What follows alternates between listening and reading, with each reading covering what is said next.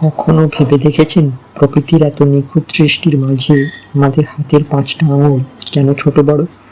যদি সবকটি আঙুল একদম সমান হতো আর একই লাইন থেকে শুরু হতো তাহলে কি হতো? যদি সব আঙুল সমান হতো তবে আমাদের হাত দেখতে কোনো মানুষের হাতের মতো লাগতো না, এটা হয়ে যেত একটা পারফেক্ট প্যাডেল বা দাঁড়। যেমন হাঁসের পায়ের আঙুলগুলো সমানভাবে ছড়ানো থাকে জল ঠেলার জন্য, কিংবা সাঁতারুরা পায়ে সমান সাইজের স্কুবা ফিন পরেন গতি বাড়ানোর জন্য, আমাদের হাতটাও ঠিক তেমনই হয়ে যেত।